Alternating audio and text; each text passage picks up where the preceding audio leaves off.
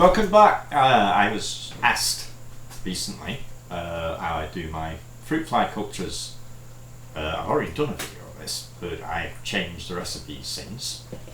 I spent a good few months looking through all the other recipes and seeing which one was the actual best one by testing them all. So, I found one. I'll give it a bit of a tweak to make it a little bit better for my use. And it works. So, what do you need for it? Well, a bit of warm water,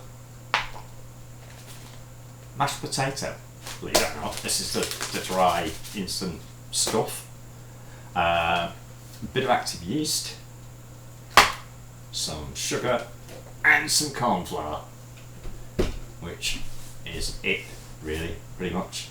And at the end I stick a bit of cinnamon in, and sometimes put fish flakes in, especially if you're going to be feeding frogs.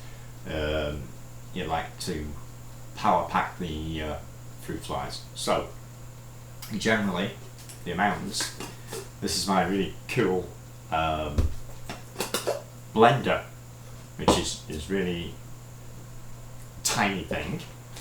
Get a dirty look at the light because she thinks it's hers, but it's not, it's mine.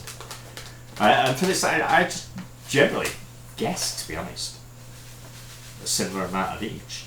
And what I want to do is get a really good powder. This mashed potato comes in chunks or flakes, depending on where you buy it. This is just like Morrison's own brand or something. It doesn't really matter. I mean, I'm not going to taste it. So I'm just going to give this a quick whiz on here so that I can get a fine powder.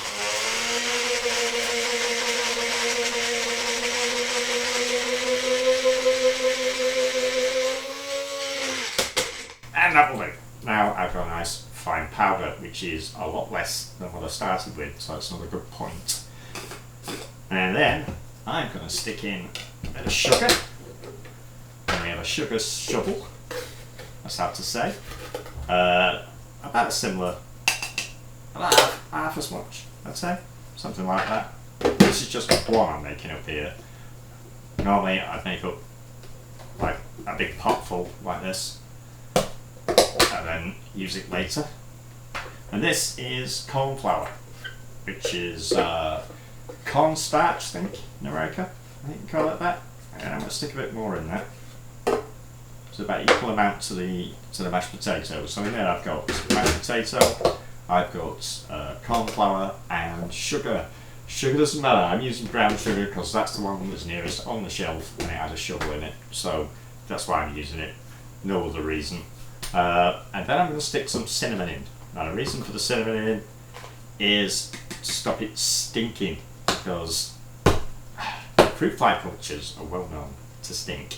And I think this time I'm going to give the flies a little something extra. I'm just going to put a bit of fish flakes in it. There's all sorts of stuff in here, good stuff for the flies, protein, etc. And I've not put that many in, I've just sort of like covered the top of it. And now I'm going to give this a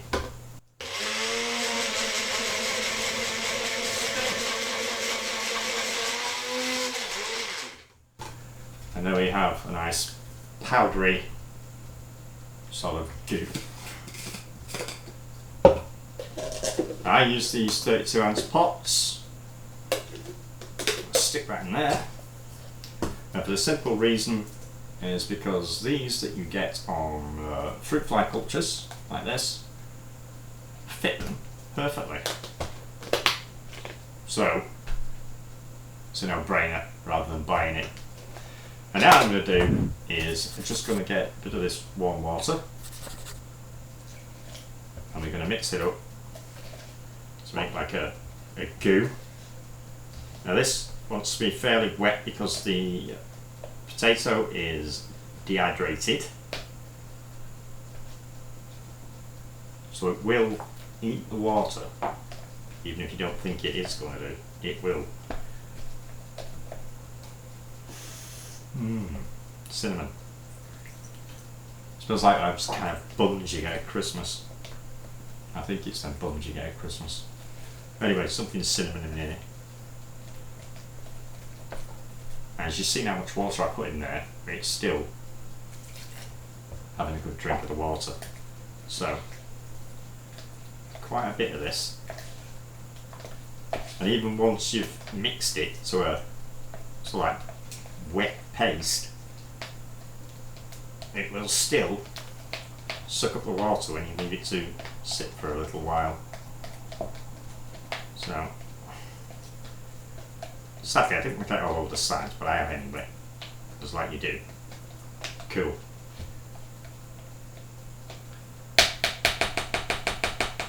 Well, there's nothing nasty in it, so let's just use the finger. Yeah. Oh well. It's all over there now. So fruit flies don't get at it. I'm still going to need a bit more water. It's a case of just trial and error. Stick a bit in, there's no particular amount. In the flour, potatoes, everything eats the water. And even if it is a bit runny, it will make a difference. If it's too runny, you can put a little bit more of the dry powder in. Add a bit of flour. Now fruit flies eat fermented stuff. So I'm going to be putting activated yeast in here on the top. So I've got that fairly reasonable. Sprinkling going there. Yeah, still got on my finger. There's fairly reasonable, a fair amount there. Actually, it's probably more than what I would normally put in, but all good. And I get some activated yeast, and I've got one open somewhere. Here we go. And I'll put a great deal of this on. Put a bit in my hand here, and you sprinkle it on the top just to get it started. It's more yeast than I normally put in as well. Now, that's that goop. You could, I suppose, if you're a bit anal, wipe the sides down, but that just results in me covering the pot in goop, so I think I'll stop doing that. There we have it. Fruit fly stuff, but there's probably enough for two in there. I'm going to stick with one. Now, this stuff, you can buy Excelsior, or they didn't have any where we get ours, so we're using raffia, which is pretty much the same stuff. It's just something for the flies to sit on, if you like, and mooch around in. All I'm going to do is stuff this in here, like so. It's just as irritating as Excelsior. Now, I'd normally leave that for a little while and let the goop settle, but I'm not going to do.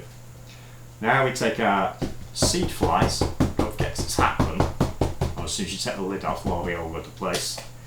Now let's stick about 30 or 40 flies in here. These are Drosophila hydei.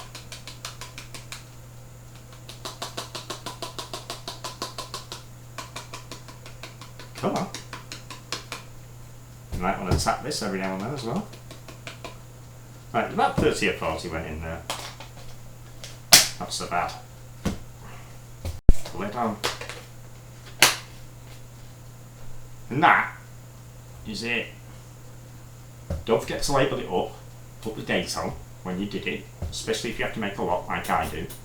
And then you should end up with something like that.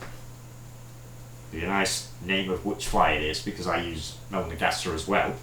So, this is waiting to hatch again. It's already hatched twice, which is pretty cool. But like I say, stick a label on it, put it on your shelf, and if you make one up every 5 days, it's pretty handy.